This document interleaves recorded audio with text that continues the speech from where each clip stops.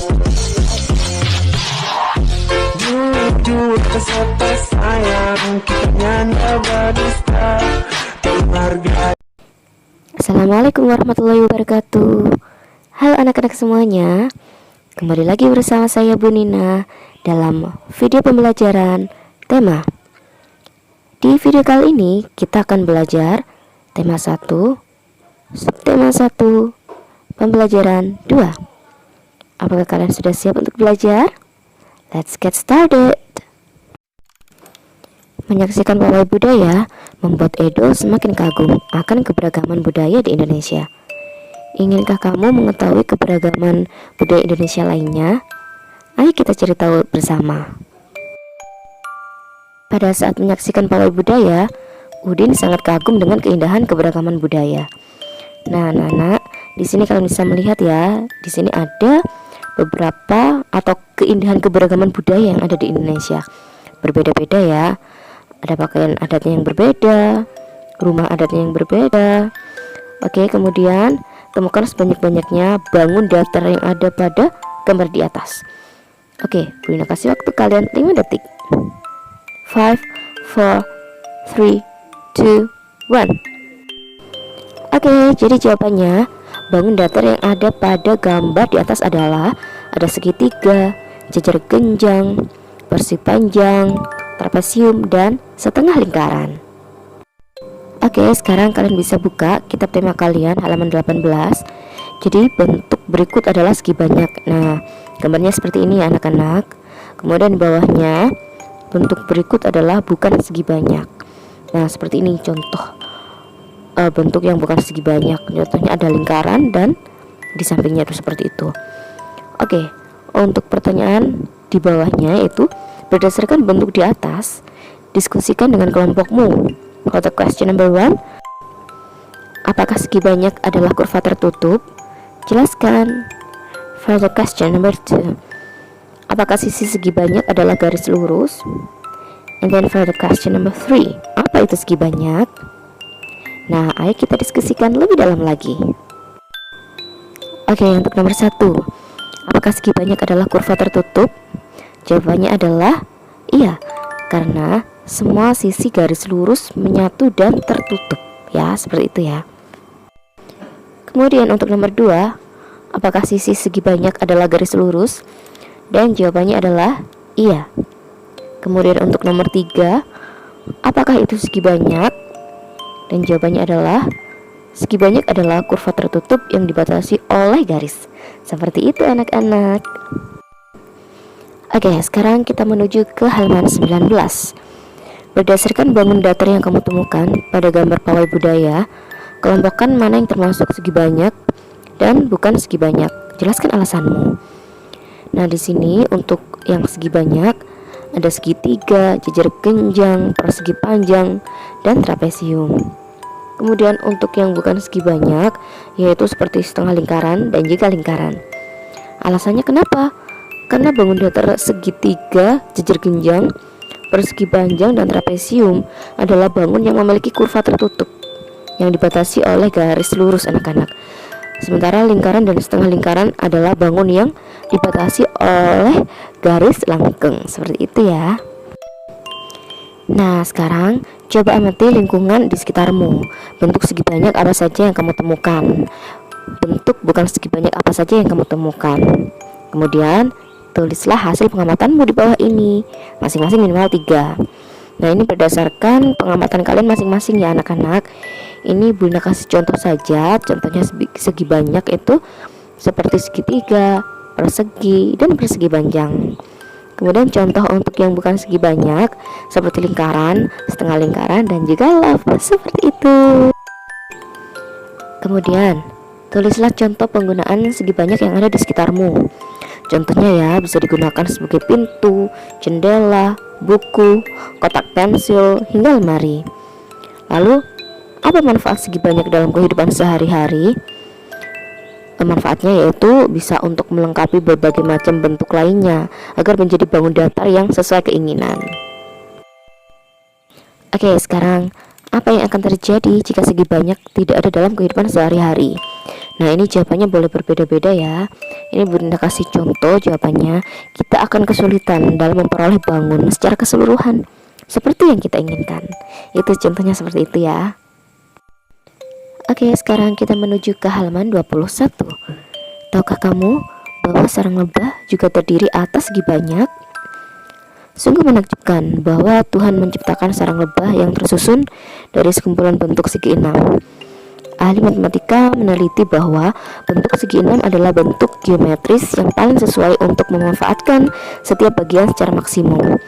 Seandainya sarang lebah dibangun dengan bentuk lain, akan banyak bagian yang tidak terpakai.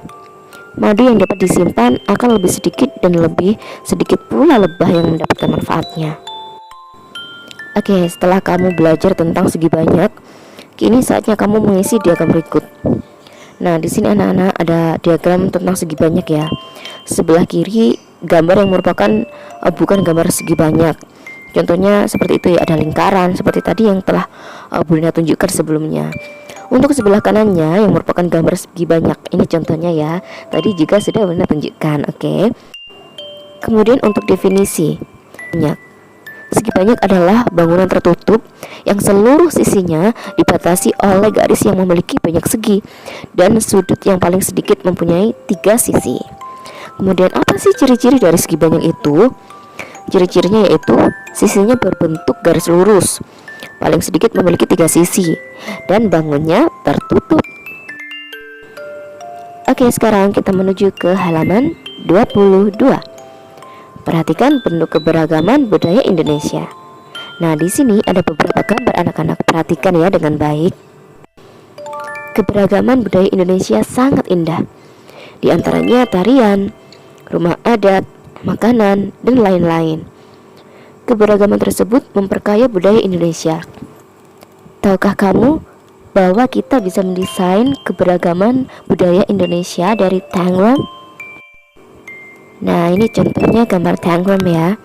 Jadi tanggram itu terdiri dari 7 buah bangun datar, seperti pada gambar di samping ini. Oke, sekarang kita menuju ke halaman 25. Keberagaman budaya Indonesia juga terlihat dari tarian daerah. Nah, di sini seperti yang kalian lihat, ini ada gambar tari Bungong Jumpo dari Aceh ya. Jadi Bungong Jumpo itu berarti bunga cempaka. Kalian tahu kan bunga cempaka?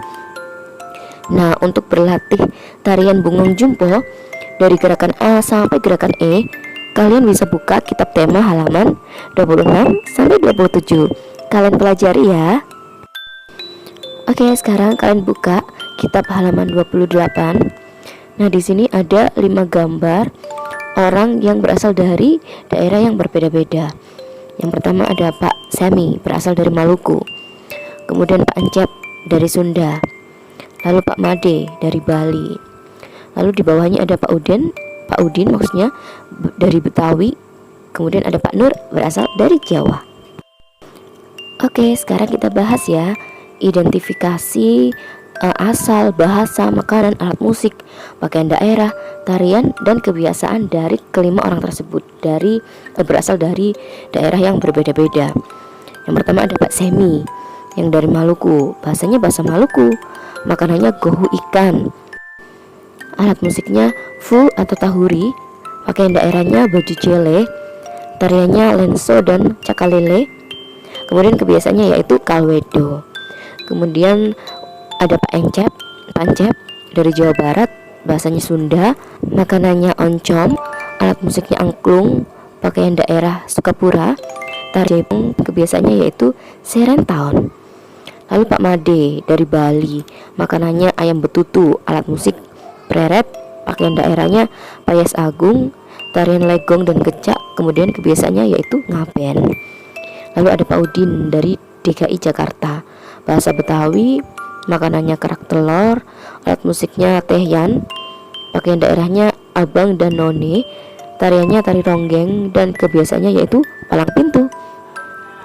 Kemudian ada Pak Nur dari Jawa Tengah, bahasa Jawa, makanannya getuk, alat musiknya gamelan, pakaian daerahnya kebaya, tarian Bambangan Cakil, kemudian kebiasaannya yaitu mitoni. Oke, di sini ada bacaan yang berjudul Siap Menghadapi Musim Hujan. Ayo kita baca bersama-sama ya. Musim hujan hampir tiba. Warga desa Kampung Babakan berdiskusi untuk melakukan kerja bakti. Mereka berencana membersihkan selokan. Mereka sepakat ketika selokan bersih, warga tidak akan kebanjiran. Pagi itu, semua warga terlihat sangat bersemangat membersihkan selokan. Pak Semi dan Pak Udin sibuk mengambil sampah yang ada di dalam selokan. Pak Made dan Pak Udin memastikan saluran selokan lancar. Pak Nur mengambil sampah-sampah dan meletakkannya di gerobak sampah. Setelah acara kerja bakti selesai, warga berkumpul untuk menikmati teh hangat dan pisang goreng. Makanan tersebut dimasak oleh warga ibu-ibu.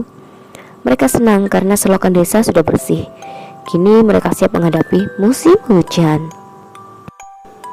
Oke, sekarang marilah kita bahas bersama-sama pertanyaan-pertanyaan berdasarkan bacaan yang tadi telah kita baca bersama-sama ya. For the question number 1, apa yang dilakukan warga desa Kampung Babakan? Jawabannya yaitu bekerja bakti. And for the question number 2, mengapa mereka melakukan kerja bakti? Jawabannya yaitu untuk mempersiapkan lingkungan menghadapi musim hujan. And then for the question number 3, apakah warga desa mempunyai sikap mengutamakan persatuan dan kesatuan? Jelaskan. Ya, jika mereka mempunyai rasa persatuan, mereka akan selalu bergotong royong. Oke, selanjutnya nomor 4, apa manfaat sikap mengutamakan persatuan dan kesatuan bagi warga Kampung Babakan? Jawabannya, Kampung Babakan menjadi kampung yang bersih karena masyarakatnya bekerja bakti membersihkan lingkungan. Selanjutnya nomor 5, apa yang akan terjadi jika warga tidak mempunyai sikap mengutamakan persatuan dan kesatuan? Jawabannya, jika masyarakat tidak mengutamakan persatuan dan kesatuan, maka kampung menjadi kurang terjaga kebersihannya. Nah, ini sekarang tugas kalian. Kerjakan tugas halaman 31 sampai 32, nomor 1 sampai nomor 6 ya. Kerjakan dengan teliti ya. Oke, sampai di sini dulu pembelajaran kita di video kali ini. Semoga bermanfaat bagi kalian semua. Pesan Bu Nina, jangan lupa sholat 5 waktu, mengaji setiap hari, dan membantu orang tua. Semoga kalian sukses selalu. Terima kasih. Wassalamualaikum warahmatullahi wabarakatuh. Bye-bye.